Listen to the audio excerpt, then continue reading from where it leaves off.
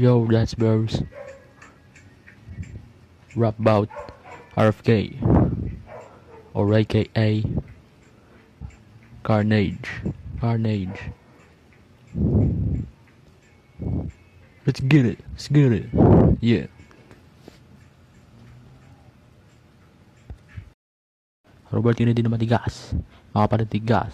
Rumpating matigas-tigas. Mas matigas. Pero siya naging matigas. Kasi walang gas-gas. Matibay ang kanyang lakas. Dahil siya ay matigas. Walang katalo-talo sa lakas.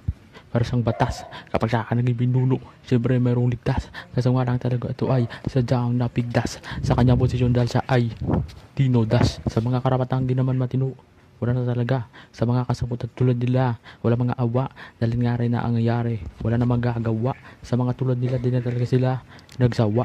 Siya, ano to ba yung old, basta't adult boy. Masasabi nila sa kailangan na ito ay isang insane boy. Sa mga pangyayari na ito, siya ay kilalang killer boy. Sa kanyang bendentos na hawak, siya ay murder boy. Karapat dapat lang sang sinadyahan na malupit na sabotay. Dahil sa kanya walang takot na tinag na doble pag-atake. Dahil meron palang lakas na planado ang kanyang pag-atake. Natatawag sa puntong ito ay dobleng karnahe. Si Robert Kennedy ay isang abogado na nagkaroon lagi ng sagana. Dahil gawa niya ito, dahil ito ay pinamana. Sa kanyang politikang amang nagkaroon lagi ng sagana. Sa pamilyang Kennedy ay tinuturing na mayaman. Pamilyang buo ay laging nasa politika, sagana ang loob. Dahil siya ay maharlika, mga ugaling malakas na ding. Dahil siya ay namulitiga, dahil sa pumulitika nila, alakat ay kumikita. Sa mga kababayan niyang matino ay di mga halal. Kapag sila ay nagdedemokrat ay wala naman kabrutal. Ang mga tingin niya sa buong bayan ay hindi naman hangal. Dahil sa susunod nila noon ay hindi nananakal. Kapag sila ay nag-aalsa, hindi na makaalsa. Talaga niyang pamumuno, hindi umaasa sa kahit na kung sino.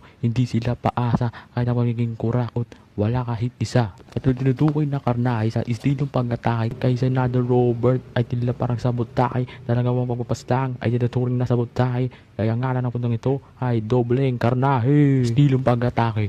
Istilong pag-atake. Istilong pag-atake. Istilong pag-atake.